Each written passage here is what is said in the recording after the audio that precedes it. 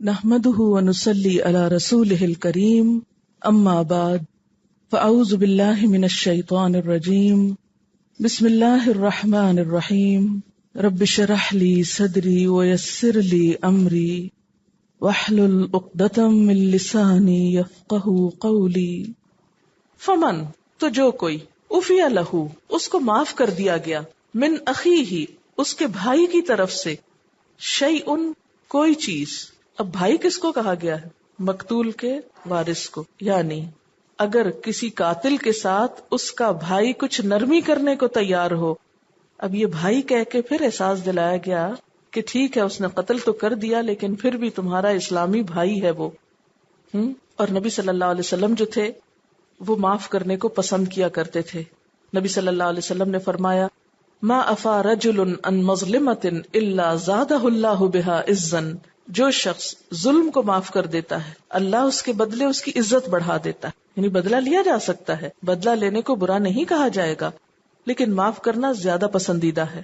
آپ صلی اللہ علیہ وسلم قصاص کی بجائے معافی کو زیادہ پسند فرماتے، خود بھی معاف کر دیتے اور دیت کی سفارش کرتے کہ چلو جان نہ لو مال لے لو. اور صحابہ کرام کو بھی اس کی تلقین فرماتے. ایک دفعہ ایک آدمی قتل ہو گیا، آپ نے قاتل کو مقتول کے وارثوں کے حوالے کر دیا. قاتل کہنے لگا اے اللہ کے رسول صلی اللہ علیہ وسلم میرا قتل کا ارادہ نہ تھا، میں قتل نہیں کرنا چاہتا تھا لیکن مجھ سے خطا ہو گئی. تو آپ نے مقتول کے وارث سے کہا اگر یہ سچا ہوا اور تم نے اس کو قتل کر دیا تو تم دوزخ میں چلے جاؤ گے. یہ سن کر مقتول کے ولی نے قاتل کو معاف کر دیا. تو یہاں پر فرمایا کہ اگر کوئی مقتول کا وارث قاتل کو معاف کر دے تو پھر کیا ہونا چاہیے؟ فاتباع بالمعروف، تو پیروی کرے بھلے طریقے سے. بھلے طریقے سے پیروی کیسے کی جائے؟ یعنی دیت کا طلب کرنے والا بھلے طریقے سے اس کا مطالبہ کرے، یہ نہیں کہ اس کو ذلیل و خوار کرنا شروع کر دے، شرافت کا مظاہرہ کرے. وَأَدَاءٌ إِلَيْهِ بِإِحْسَان، اور قاتل اس کو اچھے طریقے سے ادا کرے. یعنی اگر کوئی جان کی بجائے مال پر راضی ہو جائے تو قاتل اور اس کے خاندان والوں کا کیا فرض ہے کہ وہ احسان مندی اور شکر گزاری کے ساتھ دیت ادا کر دیں، اچھائی اور بھلائی کا معاملہ کریں. اس سے کیا پتہ چلتا ہے؟ اس سے کیا بات سامنے آتی ہے؟ کیا سکھایا جا رہا ہے؟ مسلمانوں کی جو باہم محبت ہے اور آپس میں ایک دوسرے کا خیال رکھنا، اس سے اندازہ ہوتا ہے کہ مسلمان معاشرے کے آپس کے پیار محبت اور آپس کے جو تعلقات ہیں ان کی کتنی قدر و قیمت ہے اور کتنا پرامن دین ہے. اور اگر قتل کے معاملے میں درگزر کی بات کی گئی تو چھوٹے چھوٹے جو ایک دوسرے کے ساتھ زیادتی ہو جاتی اس کو معاف کرنے کا کتنا بڑا اجر ہوگا. قرآن پاک میں آتا نا انما المؤمنون اخوۃ، مومن تو آپس میں بھائی بھائی ہیں.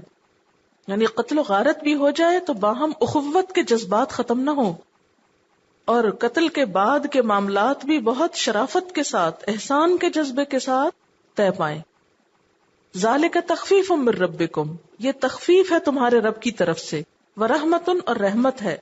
تخفیف کا کیا مطلب ہے؟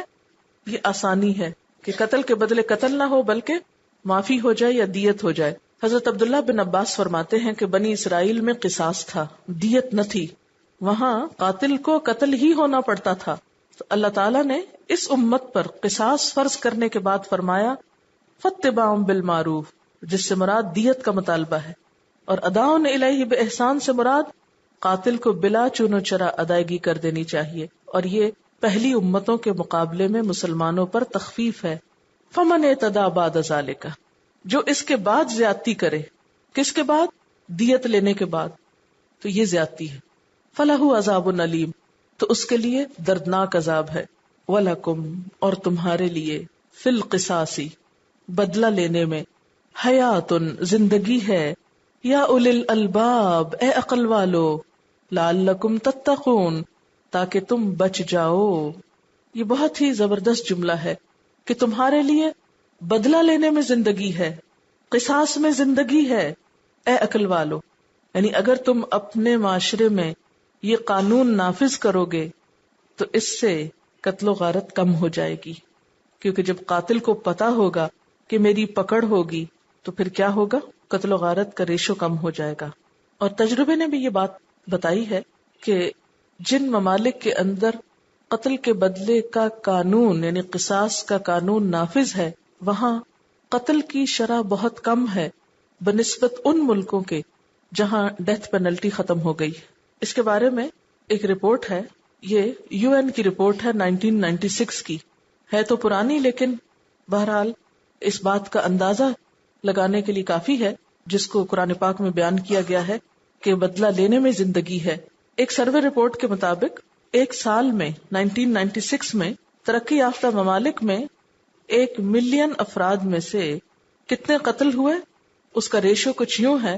کینیڈا میں 1 ملین میں سے 75,000 قتل ہوئے پر ملین، جرمنی میں 42,000، فرانس میں 32,000، امریکہ میں 82,000 خواتین اغوا اور قتل ہوئیں.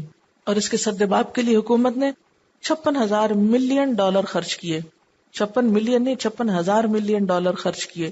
جبکہ اس کے مقابلے میں سعودی عرب جہاں پر قصاص کا قانون نافذ ہے، وہاں 1 ملین میں ایک سال میں صرف 32 افراد قتل ہوئے، only 32 پر ملین. تو اس سے آپ اندازہ لگائیں کہ اس آیت کا مطلب کیا ہے کہ بدلہ لینے میں زندگی ہے اے عقل والو. یہاں عقل والو کہہ کے پکارا گیا کیونکہ بہت سارے لوگ جو عقل والے بنتے ہیں وہ یہ کہتے ہیں نہیں اب ایک تو قتل ہو گیا دوسرے کو چھوڑ دو. یہی وجہ ہے کہ ہمارے معاشرے میں قتل و غارت اتنی عام ہو گئی ہے اور اتنا آسان ہو گیا ہے کیونکہ قاتل کو پتا ہوتا ہے کہ کوئی پکڑنے پوچھنے والا تو ہے نہیں، جو چاہوں کروں. لیکن جب کسی کو پتا ہو کہ اگر میں نے کسی کی جان لی تو میری بھی لے لی جائے گی، تو پھر ہر شخص دوسرے کی جان لینے سے پہلے کیا کرے گا؟ سوچ سمجھ کر ہتھیار اٹھائے گا کہ جس سے میں کسی کو مار رہا ہوں اس سے میری اپنی شامت بھی آ سکتی. تو اپنی جان ہر ایک کو پیاری ہوتی. عقل مندی اس میں نہیں کہ تم قاتلوں کے ساتھ ہمدردی کرو. عقل مندی کیا ہے کہ قاتل کو پکڑو، اس کو بھی وہی سزا دو جو اس نے دوسرے کے لیے مصیبت کھڑی کی. پھر آپ دیکھیے کہ اسلامی معاشرے میں جان کے احترام کے بعد مال کا احترام بتایا گیا، یعنی مالی معاملات میں درستگی اختیار کرو. عموماً قتل و غارت کی وجہ بھی کیا ہوتی؟ مال کی صحیح تقسیم نہ ہونا، اور خصوصاً کسی مرنے والے کے بعد وارثوں کا آپس میں جھگڑنا. اس لیے اگلا حکم کیا دیا گیا؟ کتبہ، لکھ دیا گیا، علیکم، تم پر. یہ آپ اب کئی دفعہ یہ لفظ پڑھیں گے، کتبہ اللہ یا کتبہ اللہ. کسی بھی چیز کے لکھے جانے سے مراد کیا ہوتا ہے کہ پکی بات ہے، اب یعنی فرض کے درجے میں ہے. فرض کر دیا گیا تم پر، اذا حضر، جب حاضر ہو، احدکم، تم میں سے کسی ایک کو، الموت، موت، ان اگر طرح کا وہ چھوڑ جائے، خیرن، مال. خیر کا لفظ اردو میں بھی استعمال ہوتا ہے، عربی میں نیکی اور بھلائی کے لیے بھی استعمال ہوتا ہے، لیکن اس کے علاوہ مال کے لیے بھی یہ لفظ استعمال ہوتا ہے. خیر اصل معنی کیا ہے خیر کا؟ بھلائی کا کام. لیکن خیر بیسیکلی کہتے ہیں ہر مطلوب اور مرغوب چیز کو، یعنی جس چیز کی تمنا انسان کرے، جس چیز کو چاہے. اسی لیے عربی میں خیر کا لفظ علم کے لیے بھی آتا ہے، مال کے لیے بھی آتا ہے، نیکی کے لیے بھی آتا ہے، بھلائی کے لیے آتا ہے. الوصیت، وصیت واو سواد یہ اس کا روٹ ہے. اس کا معنی ہوتا ہے کسی بڑے کی طرف سے کسی چھوٹے کو تلقین اور ہدایت کرنا، تاکیدی حکم. للوالدین، والدین کے لیے، والاقربین اور رشتہ داروں کے لیے. اقربین کا روٹ کیا ہے؟ قاف رے بے. کس کی جمع ہے؟ اقرب کی. اقرب کس کے وزن پر ہے؟ افعل، یعنی سب سے زیادہ قریبی. بالمعروف، بھلے طریقے سے. پھر دوبارہ آ گیا معروف کا لفظ، یعنی جانی پہچانی چیز جس کو عقل مانتی ہو، جو عدل پہ پوری اترتی ہو، جسے لوگ اچھا سمجھتے ہو، سوسائٹی کے اچھے لوگوں میں جس کا چلن اور رواج ہو. حقاً حق ہے، علی المتقین، متقی لوگوں پر. فمن بدلہ، تو جو اس کو بدل دے. بعد ما سمعہ، بعد اس کے کہ انہوں نے سنا اس کو. فانما، تو بے شک، اسمہ، اس کا گناہ. اسم کا لفظ آثمہ سے ہے جس کا معنی ہے وہ اونٹنی جو تیز چل سکتی ہو لیکن جان بوجھ کے آہستہ چلے. لیکن اسم کو گناہ اس لیے کہتے ہیں کہ انسان اس کے بدلے میں اچھا کر سکتا ہے لیکن جان بوجھ کے اچھائی چھوڑ کر تو دوسرا کام کرے تو وہ اس کے لیے نقصان دہ ہے. الذین، ان لوگوں پر، یبدلونہ، جو بدل دیتے ہیں اس کو. اب یہ بدلہ اور یبدلونہ ایک ہی اصل سے ہیں. ان اللہ سمیع علیم، بے شک اللہ سننے والا ہے، جاننے والا ہے. فمن خافا، تو جو کوئی خوف کرے، اچھا، یہ جو خوف لفظ ہے نا، خے و فے، اس کا اصل معنی ہوتا ہے گمان کرنا، خیال کرنا، اندیشہ کرنا. تو خوف کا تعلق بھی کس سے ہوتا ہے؟ دراصل آپ کس سے خوف کھاتے ہیں؟ کسی بھی چیز سے آپ اس وقت خوف کھاتے ہیں جب آپ کا اس کے بارے میں خیال یا گمان ویسا ہو جاتا ہے کہ خوف کھایا جائے. تو خوف کا لفظی معنی کیا ہے عربی میں؟ گمان کرنا، اندیشہ کرنا، خیال کرنا. مثلا اندھیرا ہو جاتا ہے جب، تو آپ کے ذہن میں کیا خیال آنے لگتا ہے؟ یہاں کوئی خوفناک چیز ہوگی جو ابھی مجھے پکڑ لے گی، ہے نا؟ یہ آپ کا اپنا خیال ہوتا ہے، حالانکہ وہاں کچھ نہیں ہوتا، وہ کمرہ ویسے ہی ہوتا ہے جیسے روشنی میں تھا، لیکن روشنی سے آپ کا گمان کچھ اور تھا، اندھیرے میں کچھ اور ہو گیا. اس گمان کی کوئی وجہ ہے، اس لیے کہ بچپن سے آپ کے دل میں ایسی باتیں ڈال دی گئی ہیں کہ اندھیرے میں کچھ ہوتا ہے. اسی طرح آپ کسی انسان سے ڈرنے لگتے ہیں. ڈرتے ہیں کسی سے؟ جی، بعض لوگوں سے لوگ بہت ڈرتے ہیں. تو کیوں ڈرا جاتا ہے لوگوں سے؟ یعنی خوف کی بنیاد کس پر ہے؟ گمان پر ہے. جس کے بارے میں آپ اچھا گمان رکھیں اس سے آپ کو ڈر نہیں لگے گا، اور اگر کسی کے بارے میں آپ کا گمان بدل گیا ہے تو پھر آپ اس سے ڈرنے لگتے ہیں، حالانکہ وہ شخص ویسا ہی ہوتا ہے. من موسن، موسن کس سے ہے؟ واو سعدیہ، وصیت کرنے والے سے. جنفن، طرفداری. ایک ہوتا ہے حنفا اور ایک ہوتا ہے جنفا. ہے نون فے کا مطلب ہوتا ہے سب سے کٹ کر ایک طرف ہو جانا، اور جنفا کا مطلب ہوتا ہے طرفداری، یعنی ایک طرف ہونے کی بجائے ادھر ادھر ہونا. حنفا کا اپوزٹ ہے. حنیفن پیچھے پڑ چکے نا حضرت ابراہیم علیہ السلام کے لیے. تو اب آپ دیکھیے کہ ایک نقطے کے فرق سے معنی بالکل الٹ گیا. حنفا کا مطلب ہے ادھر ادھر سے بچ کے ایک طرف ہو جانا، اور جنفا کا مطلب ہے ایک طرف چھوڑ کے ادھر ادھر ہو جانا. طرفداری کے معنوں میں ہے یہاں، یعنی وصیت کرنے والا اگر طرفداری کرے او اسمن یا گناہ کرے فاصلح بینہم، تو اصلاح کرا دے ان کے درمیان، فلا اسم علیہ، تو اس پر کوئی گناہ نہیں. کس پر؟ اصلاح کرانے والے پر. ان اللہ غفور الرحیم، بے شک اللہ تعالی غفور الرحیم ہے. اب یہ بھی نیکی کی اقسام ہی میں سے ایک قسم ہے. نیکی کی اقسام ایک تو اکٹھی بتا دی گئی نا. اس کے بعد نیکی کی ایک بڑی قسم کیا ہے کہ قاتل سے بدلہ لو. اگلی قسم کیا ہے کہ مال کی صحیح تقسیم کرو. کتب علیکم، لکھ دیا گیا تم پر. اذا حضر احدکم الموت، جب تم میں سے کسی کو موت آئے، موت کا وقت آئے. ان ترک خیرن، اگر وہ مال چھوڑ جائے تو کیا کرے؟ الوصیت، وصیت کرے. کس کے لیے؟ للوالدین، والدین کے لیے. والاقربین، اور قریب ترین رشتہ داروں کے لیے. بالمعروف، بھلے طریقے سے. حقا علی المتقین، یہ حق ہے متقی لوگوں پر. پھر آپ دیکھیے اس کو تقوی کے ساتھ ریلیٹ کیا گیا. اوپر بھی آپ دیکھیے لعلکم تتقون، پیچھے اقسام بر کے آخر میں کیا فرمایا؟ اولئک ھم المتقون. تو اس سے کیا پتہ چلتا ہے کہ مومن محض مومن نہیں ہوتا زبانی کلامی، بلکہ کون ہوتا ہے؟ متقی ہوتا ہے. اور اسلام کے احکامات پر عمل کرنا تقوی کو جنم دیتا ہے، اور متقی شخص ہی دراصل اللہ تعالیٰ کے احکامات کی پیروی کرتا ہے. اب یہاں پر آپ دیکھیے کہ کیا حکم دیا جا رہا ہے کہ جب تم میں سے کسی کی موت کا وقت آئے، اگر اس کے پاس مال ہو تو ایسے ہی نہ چھوڑ جائے، بلکہ کیا کرے؟ وصیت کر دے، خود ہی اپنے مال کی ایک طرح سے تقسیم کر جائے. کس کے لیے؟ والدین کے لیے، رشتہ داروں کے لیے. اور یہ سب کچھ کیسے ہو؟ بھلے طریقے سے ہو، یعنی عدل و انصاف کے ساتھ ہو. اصل میں یہ حکم بالکل ابتدائی دور کے لیے تھا، جب ابھی وراثت کا قانون نہیں آیا تھا. جب آیت میراث نازل ہوئی، وراثت کا قانون آیا، تو اس حکم کو منسوخ کر دیا گیا. کس سے؟ ناسخ کیا ہے؟ آیت میراث.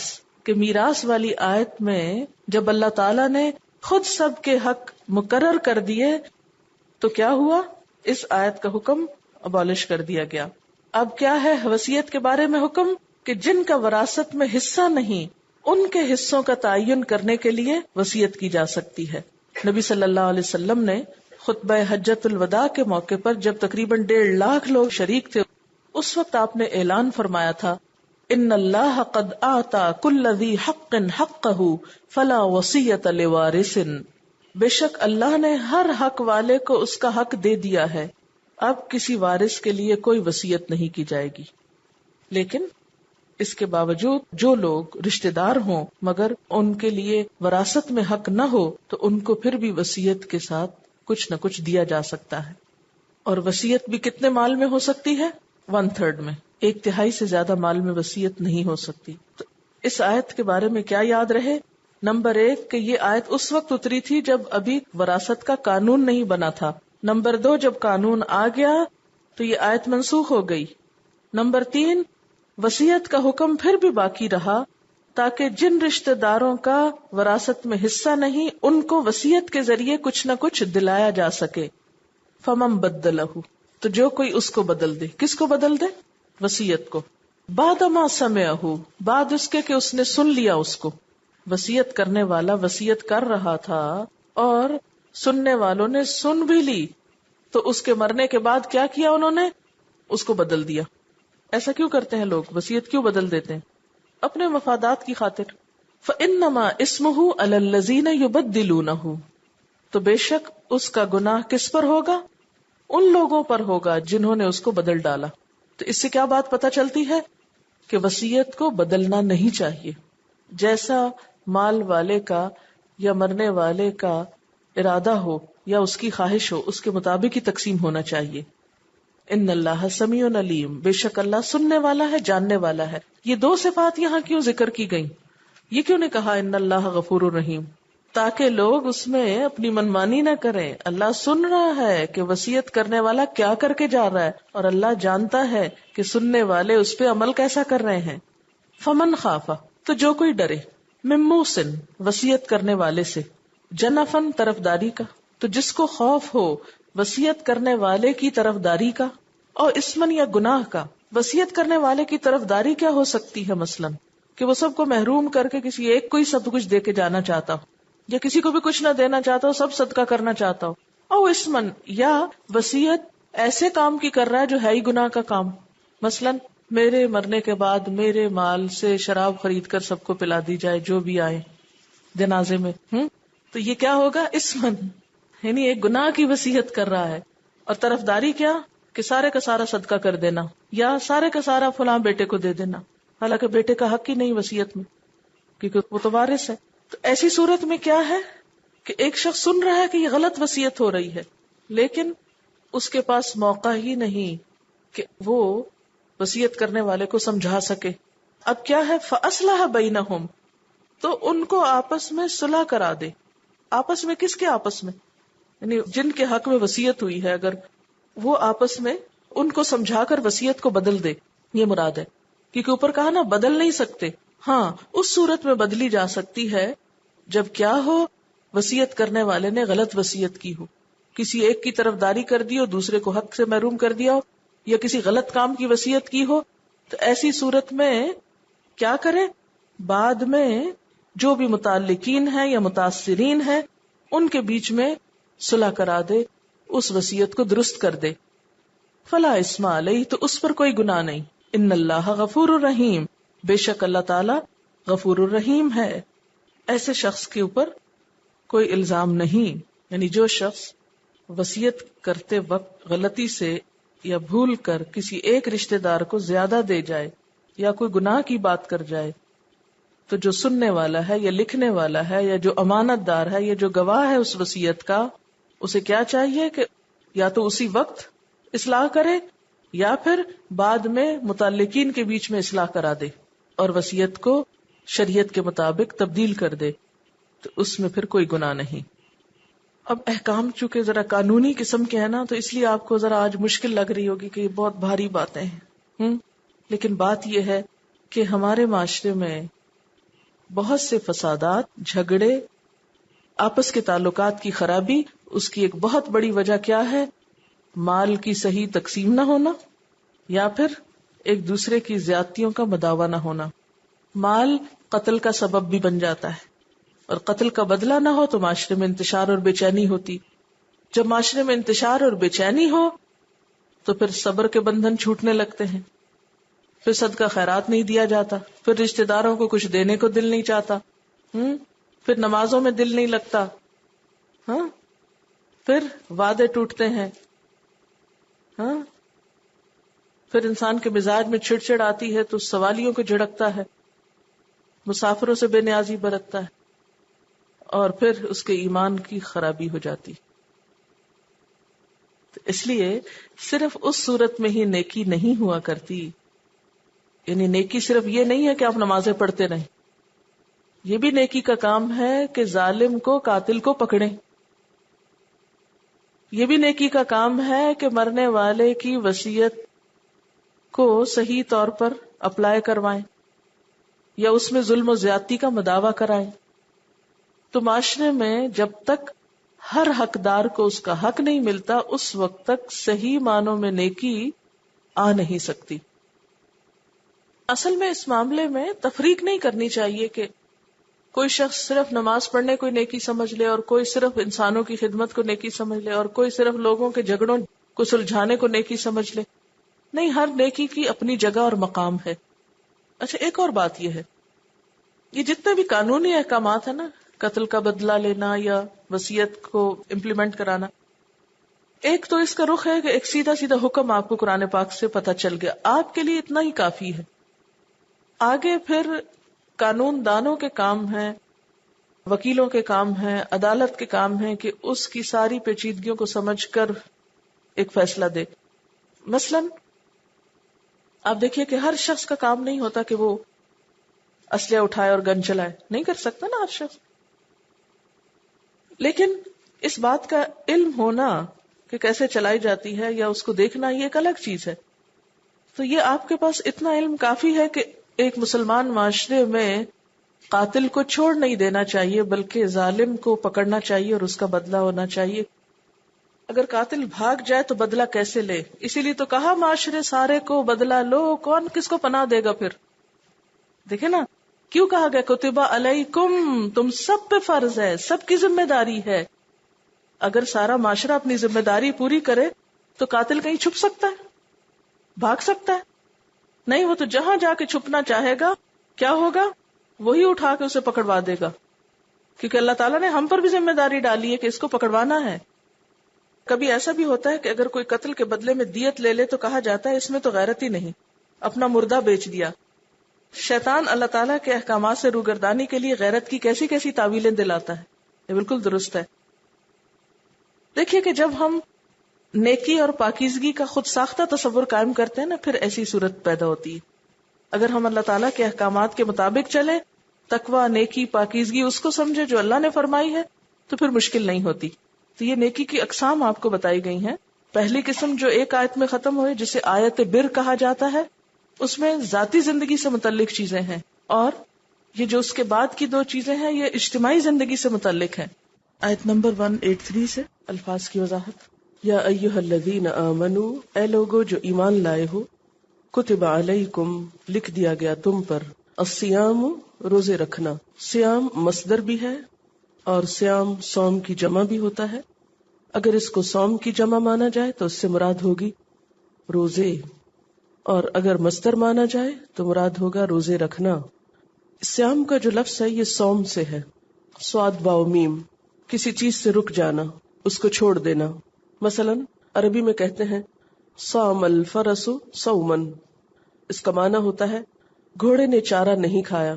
اسی سے لفظ صائم ہے، جس کے معنی ہے وہ شخص جو کھانے پینے اور ازدواجی تعلقات سے رک جائے، یعنی ان چیزوں سے پرہیز کرے.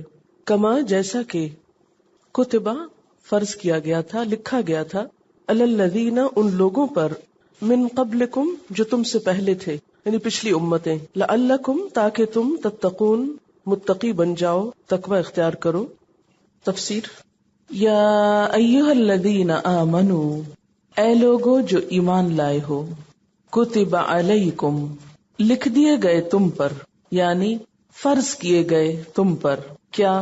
الصیام، روزے، کما، جیسا کہ، کتبہ، فرض کیے گئے، علی الذین من قبلکم، ان لوگوں پر جو تم سے پہلے تھے.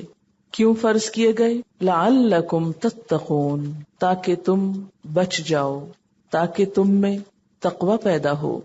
اس آیت سے روزے کی فرضیت کے بارے میں معلوم ہو رہا ہے کہ روزہ ایک فرض عبادت ہے. احادیث سے بھی اس کی فرضیت کا علم ہوتا ہے.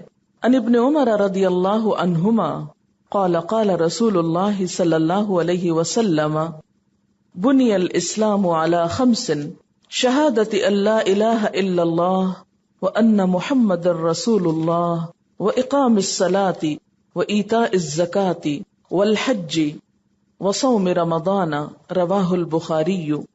حضرت عبداللہ بن عمر رضی اللہ تعالی عنہ سے روایت ہے کہ رسول اللہ صلی اللہ علیہ وسلم نے فرمایا، اسلام کی بنیاد 5 چیزوں پر ہے۔ نمبر 1 کلمہ شہادت، اشہد ان لا الہ الا اللہ واشہد ان محمدا عبدہ ورسولہ۔ نمبر 2 نماز قائم کرنا۔ نمبر 3 زکوٰۃ ادا کرنا۔ نمبر 4 حج ادا کرنا، اور نمبر 5 رمضان کے روزے رکھنا۔ اسے بخاری نے روایت کیا ہے۔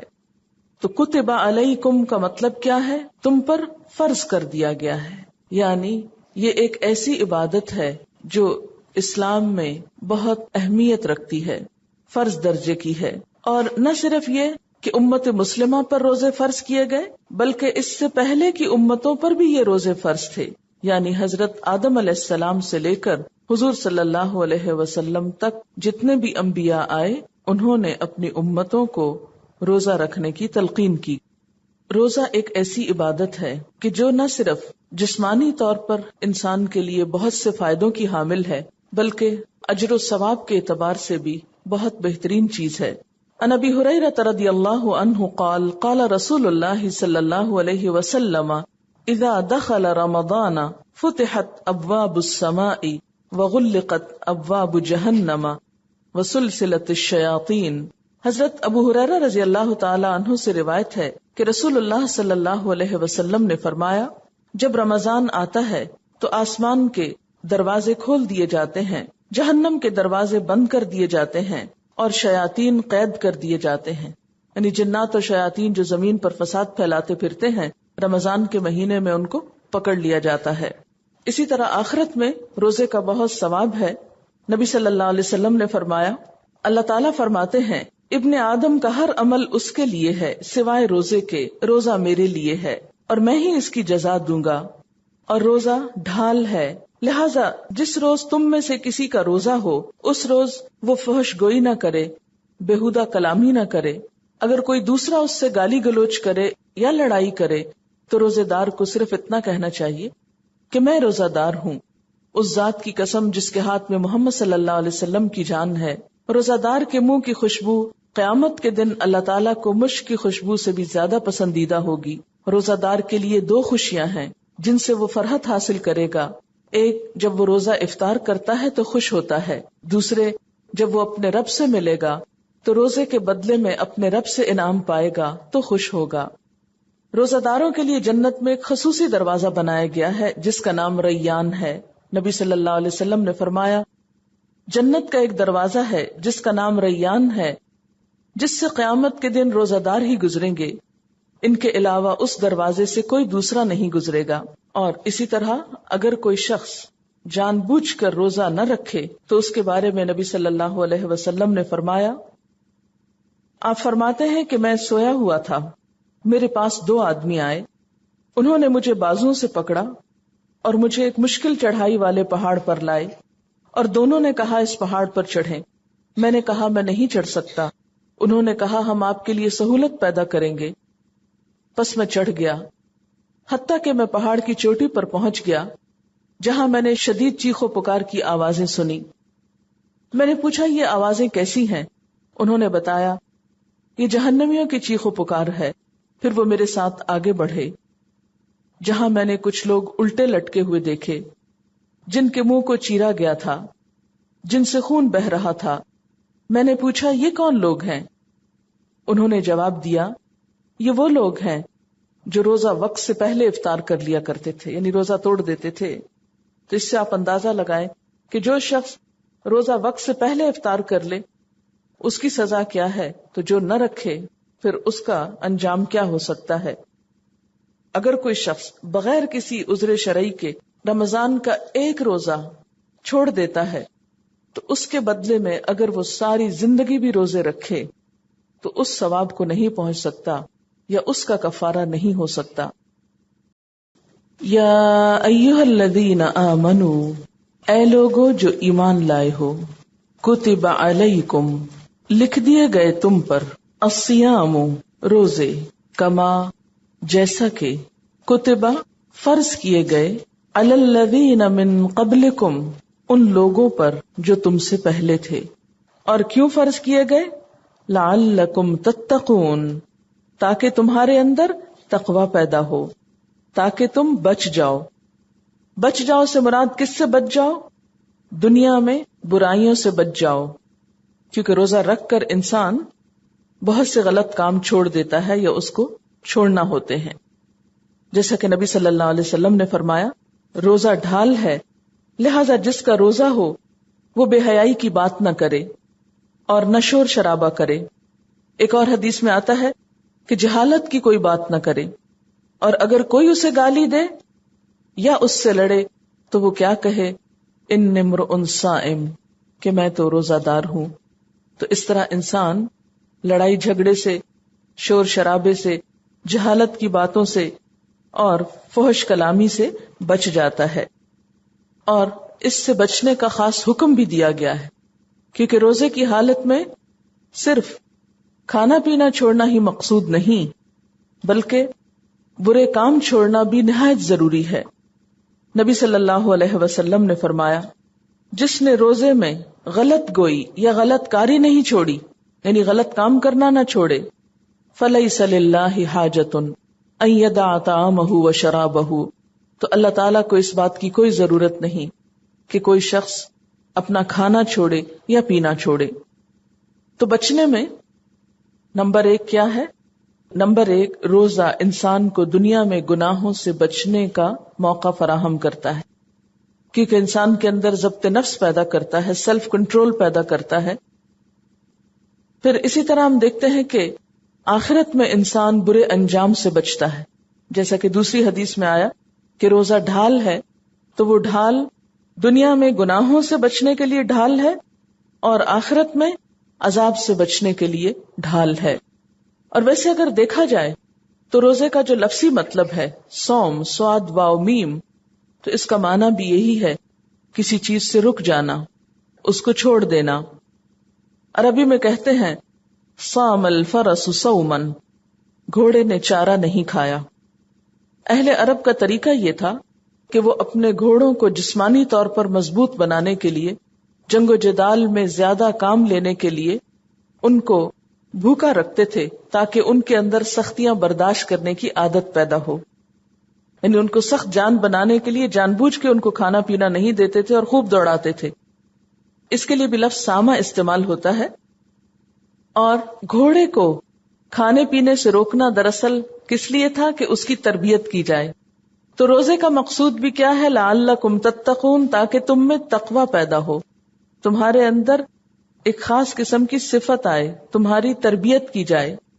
کیونکہ صائم وہ شخص ہوتا ہے، روزہ دار وہ شخص ہوتا ہے جو سحری سے لے کر افطاری کے وقت تک اپنے آپ کو کھانے پینے اور ازدواجی تعلقات سے روکے رکھتا ہے.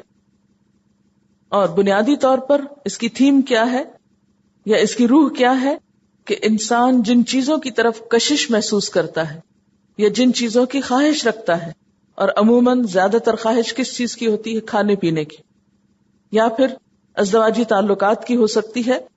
تو جب ایک انسان روزے سے ہوتا ہے تو ان دونوں چیزوں سے پرہیز کرنا ہوتا ہے. 30 دن کا یہ پرہیز ہر روز باقاعدہ ایک مخصوص وقت سے لے کر ایک مخصوص وقت تک انسان کے اندر اوقات کی پابندی بھی پیدا کرتا ہے اور ضبط نفس بھی پیدا کرتا ہے، جس کے نتیجے میں انسان کو اپنے نفس پر کنٹرول حاصل ہوتا ہے. تو جب وہ اللہ کے حکم سے حلال چیزوں سے بچتا ہے تو اس کو حرام سے بچنے کا بھی طریقہ آتا ہے. الفاظ کی وضاحت. ایامن دن ہے، یوم کی جمع، معدودات گنے چنے. معدود سے، معدود کس سے ہوتا ہے؟ عین دال دال، عدد. فمن کانا، تو جو کوئی ہو، منکم تم میں سے، مریدن بیمار، او یا علی سفرن اوپر سفر کے یعنی مسافر، فعدتن تو گنتی پوری کرے، من ایام اخر دوسرے دنوں سے، وعلی الذین اور اوپر ان لوگوں کے، یطیقونہ یطیقون اس کا روٹ ہے توئے واو قاف توق. اطاقہ یطیقو، اگر اس سے اس کو مانا جائے یعنی باب افعال سے، تو اس کا معنی ہوگا طاقت زائل ہونا، کیونکہ باب افعال کی خصوصیت ہوتی ہے سلب. تو ایک معنی اس کا یہ ہوگا کہ وہ لوگ جن کی طاقت زائل ہو چکی ہو، بوڑھے ہوں، مریض ہوں، صحت کی کوئی امید نہ ہو.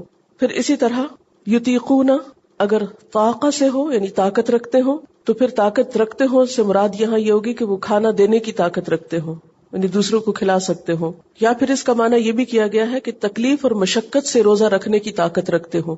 اور بعض کے خیال میں اس سے پہلے لا تھا جو محذوف ہو گیا، یعنی جو طاقت نہیں رکھتے. فدیتن، فدیہ کا لفظ اردو میں استعمال ہوتا ہے بدلہ. طعام کھانا، مسکین مسکین کا، ایک مسکین.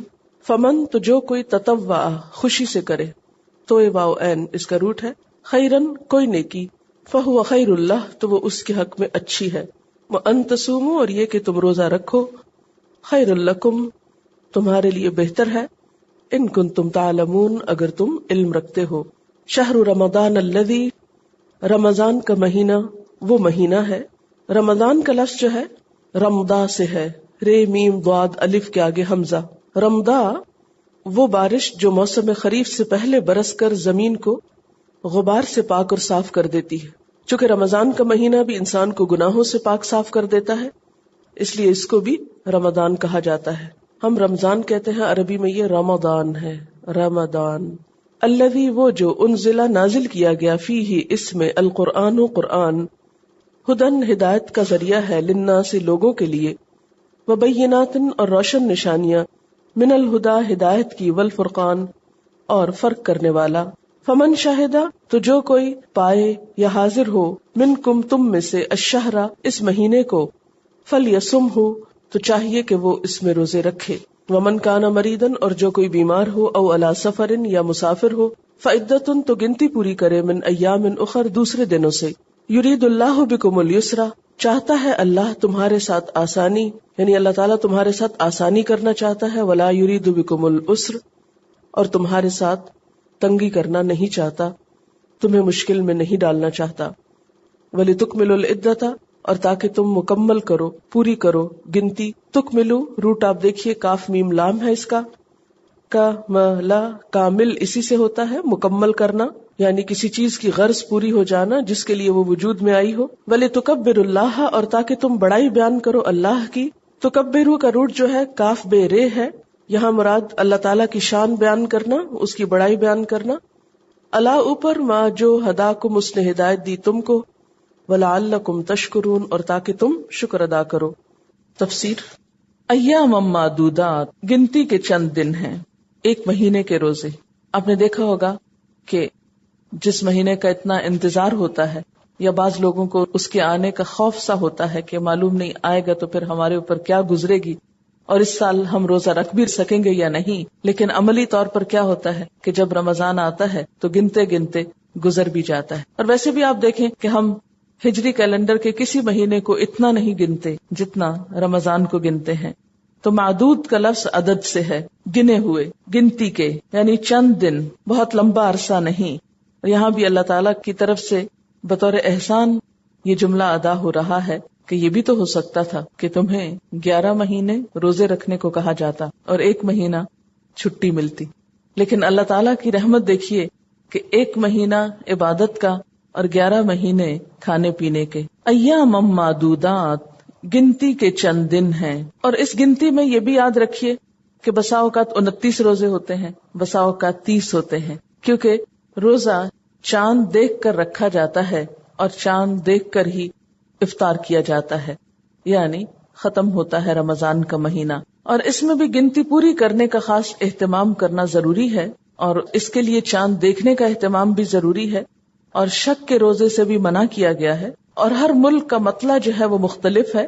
یہ نہیں کہا گیا کہ روزہ رکھتے وقت انسان کسی خاص آلے سے مدد لے یا علم ہیئت یا گنتی وغیرہ سے کام لے، بلکہ اس میں چاند دیکھنا ایک فطری کیلنڈر کو فالو کرنا ہی بتایا گیا. اور اس طرح بسا اوقات بعض لوگ ایک ملک سے دوسرے ملک جا رہے ہوتے ہیں تو مطلع کے فرق کی وجہ سے کئی لوگوں کے روزے 28 ہو جاتے ہیں اور بعض لوگوں کے 31 بھی. اگر کسی شخص کو ایسی کسی تبدیلی کی وجہ سے 28 روزے ملیں تو اسے بعد میں 1 روزہ اور رکھ لینا چاہیے. مثلاً کسی ایسے شہر یا ملک میں تھا جہاں روزہ شروع ہوا اور وہ دوسرے ملک کے مقابلے میں ایک دن بعد میں شروع ہوا، تو ظاہر ہے کہ اس کو تو یہی حکم ہے کہ چاند دیکھ کر روزہ رکھے. اس لیے اگر وہ سفر کر کے کسی دوسری جگہ پر گیا جہاں ایک دن پہلے روزہ ختم ہو گیا تو اس صورت میں اس کے روزے 28 ہوئے تو بعد میں روزہ رکھ سکتا ہے. اور اگر کسی وجہ سے ایک روزہ بڑھ جائے، مثلا بعض لوگ سعودی عرب سے آتے ہیں اور سعودی عرب میں عموماً 1 یا 2 دن پہلے روزہ شروع ہو جاتا ہے، جب وہ یہاں آ کر عید کرتے ہیں تو ہوتا یہ ہے کہ یہاں ابھی 30 پورے نہیں ہوتے اور ان کے 31 بن جاتے ہیں. تو ایسی صورت میں دونوں آپشنز ہیں، ایک تو یہ کہ 31واں روزہ نفلی روزہ سمجھ کر رکھ لیا جائے، اور دوسرا یہ کہ اس دن کا روزہ چھوڑا بھی جا سکتا ہے اگر اس کے اپنے 30 پورے ہو چکے ہیں. تو ایام معدودات گنتی کے چند دن ہیں. فمن کان منکم مریضا، تو جو کوئی تم میں سے بیمار ہو، او علی سفر، یا سفر پر ہو، فعدۃ من ایام اخر، تو دوسرے دنوں سے گنتی کو پورے کر لے. یہ رعایت بیمار کے علاوہ حیض یا نفاس والی عورت کے لیے بھی ہے، دودھ پلانے والی عورت کے لیے بھی ہے، وہ بھی اس رخصت سے فائدہ اٹھا سکتی ہے. تو اس میں حکم کیا ہے کہ بیمار شخص کیا کرے؟ معذوری کے ختم ہونے کے بعد دوسرے دنوں میں گنتی پوری کر لے، اتنے روزے رکھ لے. اور اسی طرح اگر کوئی شخص سفر پر ہو تو وہ بھی بعد میں روزہ رکھ لے. ہاں، اگر کوئی شخص ایسا بیمار ہے کہ جو بعد میں بھی روزہ نہیں رکھ سکتا تو اس کے لیے کفارے کا حکم ہے.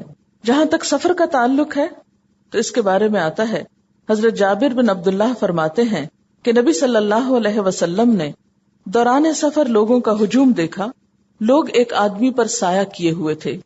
نبی صلی اللہ علیہ وسلم نے پوچھا کیا بات ہے؟ لوگوں نے عرض کیا روزہ دار ہے. آپ نے فرمایا دوران سفر روزہ رکھنا نیکی نہیں، یعنی انسان کو اس رخصت سے فائدہ اٹھانا چاہیے، لیکن پھر بھی مسافر کے ڈسکریشن پر ہے. اگر وہ سمجھتا ہے کہ وہ احسن طریقے سے روزہ نبھا سکتا ہے تو روزہ رکھ بھی سکتا ہے، اور اگر وہ سمجھتا ہے کہ روزہ رکھنا اس کے لیے دشوار ہو جائے گا، مشکل کا سبب ہوگا، تو روزہ چھوڑ بھی سکتا ہے. صحابہ کرام میں سے بعض لوگ روزہ رکھتے تھے اور بعض لوگ روزہ چھوڑ دیا کرتے تھے. اور اللہ تعالیٰ کی رخصتوں سے فائدہ اٹھانا جو ہے وہ بھی اللہ تعالیٰ کو پسند ہے. نبی صلی اللہ علیہ وسلم نے فرمایا جو شخص اللہ تعالیٰ کی رخصت کو قبول نہ کرے اس پر عرفات کے پہاڑوں کے برابر گناہ ہوگا. یعنی اگر جان بوجھ کر اپنی جان پہ مشقت ڈالے اور رخصت سے فائدہ نہ اٹھائے تو اس میں کوئی تقوی اور نیکی نہیں. نبی صلی اللہ علیہ وسلم نے بھی فرمایا تھا بعثت بالحنیفیۃ السمحۃ السہلہ، میں یکسو گنجائش والا اور آسان دین دے کر بھیجا گیا ہوں. غزوہ مکہ میں ہم دیکھتے ہیں نبی صلی اللہ علیہ وسلم اور صحابہ نے روزہ رکھا ہوا تھا اور روزے سے نڈھال ہو رہے تھے، اور بعض لوگ روزہ چھوڑنے پہ آمادہ نہ تھے. تو نبی صلی اللہ علیہ وسلم نے عصر کے وقت، حالانکہ بہت تھوڑا وقت باقی تھا، لیکن عصر کے وقت پیالہ منگوا کر سب کے سامنے پانی پی کر دکھایا تاکہ دوسرے لوگ بھی ایسی رخصت سے فائدہ اٹھا سکیں. یعنی ایون اگر کسی مسافر نے روزہ رکھ لیا لیکن دوران سفر اس کے اوپر روزہ بھاری ہونے لگا تو وہ روزے کو کھول بھی سکتا ہے. وَعَلَى الَّذِينَ يُطِيقُونَهُ، اور وہ لوگ جو اس کی طاقت رکھتے ہوں. يُطِيقُونَهُ، یہ يُطِيقُونَهُ کا لفظ جو ہے اس کا معنی سمجھنا ضروری ہے. اس کا روٹ ہے توئے واوقاف، توق. توق کا لفظ طاقت، وسعت، قابو اور گھیرے کے لیے استعمال ہوتا ہے اور گردن بند کے لیے. تو علی الذین یطیقونہ، اور ان لوگوں پر جو اس کی طاقت رکھتے ہوں، یعنی اس کا بوجھ اٹھا سکتے ہوں. ایک اور معنی یہ کیا گیا کہ یطیقونہ کا لفظ باب افعال سے ہے اطاق یطیق، جس میں سلب کا معنی پایا جاتا ہے، یعنی وہ لوگ جو روزہ نہ رکھ سکتے ہوں. ایک معنی اس کا یہ بھی کیا گیا. ایک معنی کیا کیا گیا؟ وہ لوگ جو روزہ رکھ سکتے ہوں. دوسرا کیا کیا گیا؟ جو روزہ نہ رکھ سکتے ہوں تو وہ کیا کریں؟ فدیتو، فدیہ دے دیں. کس چیز کا؟ طعام و کھانے کا. کس کو دیں؟ مسکین، مسکین کو، ضرورت مند کو. تو ایک معنی کیا ہوا کہ جو لوگ روزہ رکھنے کی طاقت رکھتے بھی ہوں پھر بھی نہ رکھنا چاہیں تو وہ فدیہ دے دیں، کسی مسکین کو کھانا کھلا دیں. یہ بھلا کیا بات ہوئی کہ طاقت رکھتے ہیں پھر بھی روزہ نہیں رکھیں؟ اس کے بارے میں یہ تعویل کی جاتی ہے کہ بالکل ابتدائی دنوں میں جبکہ روزہ فرض ہی ہوا تھا تو اسلام کی جو ایک خاص روح ہے کہ ہر کام گریجولی اور سلولی ہو اور ایک تدریج کے ساتھ حتیٰ کہ لوگ عادی ہو جائیں، تو اس قانون کے تحت ایک محدود وقت کے لیے رخصت دی گئی تھی. تو کچھ لوگ اس سے بھی فائدہ اٹھا سکتے تھے. لیکن بعد میں جب دوسرا حکم نازل ہوا، اور وہ حکم کہاں ہے؟ اگلی آیت میں آیت 185 میں. اس کے بعد جب آیت 185 نازل ہوئی تو یہ سہولت یا رخصت واپس لے لی گئی. اب ان لوگوں کے لیے جو طاقت رکھتے ہوں روزہ ہی رکھنا فرض تھا. یعنی یہ صرف اسلام کے ابتدائی حصے میں تھوڑے وقت کے لیے یہ سہولت تھی اگر اس کا یہ معنی کیا جائے. اور اگر اس کا معنی یہ کیا جائے کہ وہ لوگ جو روزہ رکھنے کی طاقت نہ رکھتے ہوں، یعنی روزہ رکھ ہی نہیں سکتے. کیوں نہیں رکھ سکتے؟ یعنی بہت بوڑھے ہیں یا کوئی ایسی کرونک ڈیزیز ہے کہ جو مستقل بیماری ہے، مزمن بیماری ہے جس کے شفا یاب ہونے کی کبھی کوئی امید نہیں، یا ایسا کہ جو ذہنی بیمار ہیں، بعض لوگ ذہنی معذور ہوتے ہیں. اب ان کو اگر آپ روزہ رکھا بھی دیں تو آپ کو کیا پتا کہ آپ اپنے کام میں لگے، وہ کہیں جا کر کچھ کھا لیں کیونکہ ان کا دماغ کام ہی نہیں کرتا. تو ایسے لوگ وہ پھر کیا کریں؟ فدیۃ طعام مسکین، ایک مسکین کے کھانے سے فدیہ دے دیں. یہ فدیہ روزانہ بھی دیا جا سکتا ہے اور اکٹھا بھی دیا جا سکتا ہے. یعنی جو لوگ روزہ رکھنے کی طاقت نہ رکھتے ہوں وہ روزے کے کفارے کے طور پر ایک مسکین کو کھانا کھلا دیں. ایک تیسرا معنی بھی کیا گیا ہے اس آیت کا، اور وہ کیا ہے کہ وہ لوگ جو مسکین کے کھانے کی طاقت رکھتے ہوں، یعنی روزہ رکھنے کی طاقت تو نہیں رکھتے لیکن مسکین کو کھانا دینے کی طاقت رکھتے ہیں، وہ کفارے کے طور پر ایک مسکین کو کھانا کھلا دیا کریں. چلیے دوبارہ خلاصہ کرتے ہیں. پہلا معنی یہ ہے وَعَلَى الَّذِينَ يُطِيقُونَهُ، وہ لوگ جو روزہ رکھنے کی طاقت رکھتے ہیں اور پھر روزہ نہ رکھیں تو ایک مسکین کو کھانا کھلا دیں. یہ حکم مخصوص محدود وقت کے لیے تھا، اسلام کی اس سہولت کے تحت جس میں ہر بڑے حکم سے پہلے، یعنی ایک چیز کی پابندی عائد کرنے سے پہلے لوگوں کو سہولت بھی دی گئی، ایک رعایت یا رخصت بھی دی گئی، لیکن بعد میں یہ رخصت واپس لے لی گئی. آیت نمبر 185 سے یہ رخصت ختم ہو گئی، یہ حکم منسوخ ہو گیا اگر اس کا یہ معنی کیا جائے. دوسرا معنی کیا کیا جاتا ہے کہ وہ لوگ جو روزہ رکھنے کی طاقت ہی نہیں رکھتے وہ کیا کریں؟ مسکین کو کھانا کھلا دیا کریں. فمن تطوع خیرا، اور جو کوئی خوشی سے نیکی کرے گا. کیا مطلب؟ کہ وہ روزہ بھی رکھے اور مسکین کو کھانا بھی کھلا دے. فہو خیر اللہ، تو وہ اس کے اپنے حق میں بہتر ہے، وہ اسی کے لیے اچھا ہے. وَأَن تَصُومُوا، اور یہ کہ تم روزہ رکھا کرو. خیر لکم، وہ تمہارے لیے زیادہ بہتر ہے، یعنی روزے کا رکھنا زیادہ اچھا ہے. ان کنتم تعلمون، اگر تم علم رکھتے ہو، اگر تم کو پتا ہو کہ روزہ رکھنا کتنے ثواب کا کام ہے، کتنے فائدے کی چیز ہے، تو تم روزہ رکھنے کے حریص ہو جاؤ، تم روزہ چھوڑنا ہی نہ چاہو. اور پھر آپ دیکھیے کہ جہاں مسکین کے کھانا کھلانے کی بات ہے اس کے فوراً بعد یہ بات کی گئی ہے کہ جو خوشی سے نیکی کرے وہ اس کے حق میں بہتر ہے. اس کا کیا معنی ہے کہ ویسے تو مسکین کو ایک وقت کا کھانا کھلانا ہوگا، لیکن اگر کوئی شخص 2 وقت کا کھانا کھلا دے، یا یہ کہ ایک مسکین کو کھلانے کی بجائے 2 یا 3 کو کھلا دے، تو جو جتنی نیکی جتنی خوشی سے کرے گا وہ اس کو اتنا ہی فائدہ دے گی. یعنی اصل حکم تو ایک کھانا کھلانے کا ہے، لیکن اگر کوئی شخص اس کو بڑھا لیتا ہے تو یہ نیکی کا کام ہے، اس میں کوئی حد نہیں ہے. نیکیوں میں تو آگے ہی بڑھنا چاہیے. فاستبقوا الخیرات شہر رمضان الذی انزل فیہ القرآن، رمضان وہ مہینہ ہے جس میں قرآن نازل کیا گیا. یعنی رمضان کی فضیلت اس اعتبار سے بھی ہے کہ اس میں نمبر 1 روزہ فرض ہوا، نمبر 2 قرآن نازل ہوا. اور رمضان کی کون سی رات میں؟ لیلۃ القدر میں. جیسے کہ قرآن پاک کی ایک اور آیت سے پتہ چلتا ہے، انا انزلناہ فی لیلۃ القدر، بے شک ہم نے اس قرآن کو لیلۃ القدر میں نازل کیا. وما ادراک ما لیلۃ القدر، اور تمہیں کیا معلوم کہ لیلۃ القدر کیا ہے؟ لیلۃ القدر خیر من 1000 شہر، لیلۃ القدر 1000 مہینوں سے بہتر ہے. یعنی اس میں وہ کام ہوا جو 1000 مہینوں میں نہیں ہوا کرتا، یا اس کی عبادت کا اجر و ثواب اتنا ہے جیسے 1000 مہینے عبادت کرنے کا. تو شہر رمضان الذی انزل فیہ القرآن ھدی للناس وبینات من الھدی والفرقان، قرآن کیا ہے؟ لوگوں کے لیے ہدایت کا ذریعہ ہے. کس لیے یہ نازل ہوا؟ کہ لوگ اس سے فائدہ اٹھائیں. کون سا فائدہ؟ ہدایت کا فائدہ. اور کیا فائدہ ہے؟ وَبَيِّنَاتٍ، اور اس کتاب میں روشن نشانیاں ہیں، ایسے دلائل ہیں کہ جو انسان کی ہدایت کا کام دیتے ہیں.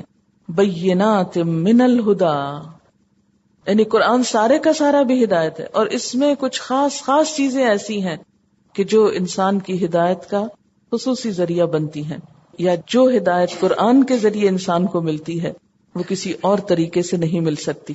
آپ ذرا اس نقطے کو سوچیں، اس پر غور کریں. یعنی ایک دفعہ نہیں صرف کہا گیا ہدی للناس، بلکہ کیا کہا گیا؟ وبینات من الہدا والفرقان. دوبارہ ہدایت ہی کی بات، کوئی اور لفظ بھی تو آ سکتا تھا نا، شفا آ سکتا تھا، رحمت آ سکتا تھا، کچھ اور ہوتا، لیکن پھر ہدایت ہی کی بات کی گئی. اور یہ ایک بہت بڑی سچائی ہے.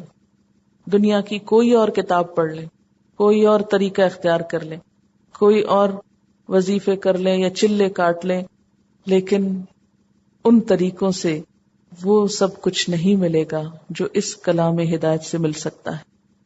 ہدایت کا اصلی، بنیادی اور اہم ترین ذریعہ یہ کتاب ہے. اور یہاں خاص طور پر جو لفظ فرقان کہا گیا، اچھے برے میں فرق کرنے والا، حق و باطل میں فرق کرنے والا، اور خصوصی طور پر ہر مسئلے کا حل بتانے والا، جب سے نازل ہوا جب تک رہے گا، یہ لوگوں کے لیے ہدایت کا ذریعہ بنا رہے گا. اور ہدایت کا مطلب دراصل کیا؟ راہ دکھانے والا. کس چیز میں راہ؟ مشکلات میں راہ دکھانے والا، ہر مسئلے کا حل بتانے والا. اسی لیے ہم دیکھتے ہیں کہ نبی صلی اللہ علیہ وسلم رمضان کے مہینے میں خاص طور پر قرآن سے تعلق رکھتے تھے. ویسے پڑھنا تو پڑھنا ہی ہے، یعنی تلاوت اور قرات تو ہے ہی، لیکن خصوصی طور پر رات کے وقت نماز میں، یعنی تراویح کی نماز میں اس کی تلاوت بحالت قیام اور زیادہ فضیلت کا سبب ہے. اس میں آپ دیکھیے کہ نبی صلی اللہ علیہ وسلم نے یہ بھی بتایا کہ روزہ انسان کے حق میں سفارش کرے گا، اور رات کا قیام. آپ صلی اللہ علیہ وسلم نے فرمایا، من قام رمضان ایمانا و احتسابا غفر له ما تقدم من ذنبه، جس نے رمضان کی راتوں میں ایمان اور احتساب کے ساتھ، یعنی ثواب کی نیت سے قیام کیا. کس قیام کی طرف اشارہ ہے؟ تراویح کے قیام کی طرف. تو اس کے پچھلے سب گناہ معاف کر دیے جائیں گے. ایک اور حدیث میں آتا ہے، روزہ اور قرآن انسان کے لیے سفارش کریں گے، انسان کی طرف سے جھگڑیں گے. حضرت عبداللہ بن عمر رضی اللہ تعالی عنہ سے روایت ہے کہ رسول اللہ صلی اللہ علیہ وسلم نے فرمایا، روزہ اور قرآن قیامت کے دن بندے کے لیے سفارش کریں گے. روزہ کہے گا، اے میرے رب، میں نے اس بندے کو کھانے پینے اور اپنی خواہشات سے روکے رکھا، لہٰذا اس کے بارے میں میری سفارش قبول فرما. قرآن کہے گا، اے میرے رب، میں نے اس بندے کو رات سونے سے روکے رکھا، لہٰذا اس کے بارے میں میری سفارش قبول فرما. چنانچہ دونوں کی سفارش قبول کی جائے گی. اسے احمد اور طبرانی نے روایت کیا ہے. نبی صلی اللہ علیہ وسلم رمضان میں جبریل علیہ السلام کے ساتھ قرآن پاک کا دور فرمایا کرتے تھے. دور کرنے کا مطلب کیا ہوتا ہے؟ ریویژن کرنا. جتنا قرآن سال بھر میں نازل ہو چکا ہوتا تھا تو وہ سارے کا سارا رمضان میں اس کو دوبارہ ریوائز کر لیتے تھے. اور جہاں تک تراویح کا تعلق ہے، نبی صلی اللہ علیہ وسلم نے رمضان کی 3 راتوں 23, 25 اور 27 کو صحابہ کرام کو ان کا قیام کرایا، یعنی باجماعت بھی پڑھائی. سارا مہینہ تو نہیں، لیکن 3 راتیں. اور اس میں لوگوں کا شوق اتنا زیادہ بڑھ گیا کہ آپ کو فکر ہوا کہ کہیں یہ بھی روزے کی طرح فرض نہ کر دی جائے. اس لیے اس عبادت کا اپنا اجر و ثواب ہے. یہ یاد رکھیے کہ یہ دونوں الگ الگ عبادتیں ہیں. بعض لوگوں کو یہ وہم ہے کہ شاید روزہ رکھیں تو تراویح فرض ہے، یہ تراویح پڑھ لیں تو روزہ فرض ہو گیا. نہیں، اگر کوئی شخص بیمار ہے اور بیماری ایسی ہے کہ جس کی وجہ سے وہ روزہ نہیں رکھ سکتا، تو ایسی صورت میں تراویح پڑھ لے. اور اگر کوئی شخص روزہ رکھ لیتا ہے لیکن کسی ایسی وجہ سے، مثلا سفر ہے یا کوئی اور تکلیف ہے یا کوئی ایسی مجبوری آ گئی ہے یا مصروفیت آ گئی ہے کہ جس کی وجہ سے وہ تراویح نہیں پڑھ سکا، تو اس سے روزے پر اثر نہیں پڑے گا. فمن شہد منکم الشہر فلیصم، پس جو کوئی تم میں سے یہ مہینہ پائے اسے چاہیے کہ روزے رکھے۔ اب یہ آیت جب نازل ہوئی تو اس کا مطلب کیا ہے؟ اب رخصت باقی نہیں رہی، وہ علی الذین یطیقونہ میں جو رخصت تھی وہ ختم ہو گئی، اب ہر شخص کو روزہ رکھنا ہوگا۔ ہاں یہ رخصت باقی ہے کن کے لیے؟ ومن کان مریضا، اور جو کوئی بیمار ہو، او علی سفر، یا سفر پر ہو، فعدۃ من ایام اخر، تو وہ دوسرے دنوں سے گنتی پوری کر لے۔ پھر دوبارہ یہ بات آئی کہ جو کوئی بیمار ہو یا سفر پر ہو وہ کیا کرے؟ دوسرے دنوں سے گنتی پوری کر لے۔ اور پھر یہ کہ جو بھی تم میں سے یہ مہینہ پائے، عورت ہو مرد ہو، جس پر بھی روزہ فرض ہے، جو بھی موسم ہے، گرمی ہے سردی ہے، دن لمبے ہیں یا چھوٹے ہیں، اسے کیا کرنا ہوگا؟ روزہ رکھنا ہوگا۔ یرید اللہ بکم الیسر ولا یرید بکم العسر، اللہ تمہارے ساتھ آسانی چاہتا ہے اور وہ تمہارے ساتھ تنگی نہیں چاہتا۔ یعنی مریض اور مسافر کے لیے رخصت باقی رکھنے کی علت کیا ہے، حکمت کیا ہے، وجہ کیا ہے؟ کہ اللہ تعالی انسانوں کو سہولت دینا چاہتا ہے۔ اگرچہ روزہ فرض عبادت ہے لیکن اس میں بھی رخصت دے کر اسلام کی اس خوبصورتی کو برقرار رکھا گیا کہ جس میں یہ بات آتی ہے کہ کسی بھی انسان کے اوپر اس کی حیثیت سے بڑھ کر بوجھ نہیں ڈالا جائے گا۔ لا یکلف اللہ نفسا الا وسعہا۔ اور جہاں تک آسانی اور تنگی میں سے آسانی کو اختیار کرنے کا تعلق ہے تو عام حالات میں بھی نبی صلی اللہ علیہ وسلم کا طریقہ کیا تھا؟ حضرت عائشہ رضی اللہ تعالی عنہا فرماتی ہیں کہ آپ کا طریقہ یہ تھا کہ جب آپ کو دو باتوں کا اختیار دیا جاتا تو آپ اس میں سے آسان بات کو اختیار کرتے تھے، بشرطے کہ اس میں گناہ نہ ہو۔ یعنی جب آپ کو دو باتوں کا اختیار دیا جاتا تو آپ آسانی کو اختیار کرتے۔ مثال کے طور پر اگر کسی جگہ پر جانے کے لیے دو راستے ہیں یا دو ذرائع ہیں تو آپ اس میں سے وہ ذریعہ یا وہ راستہ اختیار کرتے جو آسان ہوتا۔ مثلا اگر آپ کے پاس آپشن ہے کہ آپ کسی جگہ پر پیدل جائیں یا گاڑی پر جائیں تو آپ کس پر جائیں گے؟ اگر گاڑی میسر ہے تو کیا جان بوجھ کے پیدل جائیں گے کہ آپ کو ثواب زیادہ ملے گا؟ نہیں، اس میں ثواب کی کوئی بات نہیں۔ ہاں اگر گاڑی نہیں ہے اور آپ پیدل جا رہے ہیں تو ٹھیک ہے، اس مشقت کا اجر آپ کو مل جائے گا، اور اگر گاڑی ہے تو گاڑی میں پیٹرول ڈالنے کا یا گاڑی خریدنے پہ جو پیسے لگیں گے اس کا ثواب آپ کو مل جائے گا۔ اس میں تو کوئی شک نہیں کہ قدم قدم کا اجر ہے، لیکن نبی صلی اللہ علیہ وسلم کا طریقہ تو آپ کے سامنے ہے کہ جب آپ کو اختیار ملتا دو چیزوں میں سے ایک کا تو آپ آسانی کو اختیار کرتے۔ پھر اسی طرح آپ دیکھ سکتے ہیں کہ اگر مثال کے طور پر آپ کے پاس آپشن ہے کہ آپ جہاز پر جائیں یا آپ ٹرین پر جائیں، تو اگر آپ کے پاس پیسے ہیں اور آپ افورڈ کر سکتے ہیں تو آپ جہاز پر چلے جائیں۔ اب یہ کہنا کہ نہیں ٹرین پر جانا یا گھوڑے پہ بیٹھ کے جانا یا اونٹ پہ بیٹھ کے جانا زیادہ ثواب کا کام ہے اور جہاز پہ بیٹھنا گناہ کا کام ہے، تو یہ چیز جو ہے یہ کوئی دین نہیں ہے، کیونکہ ہمارے ہاں بسا اوقات ایسی باتیں بھی کہی جاتی۔ وآخر دعوانا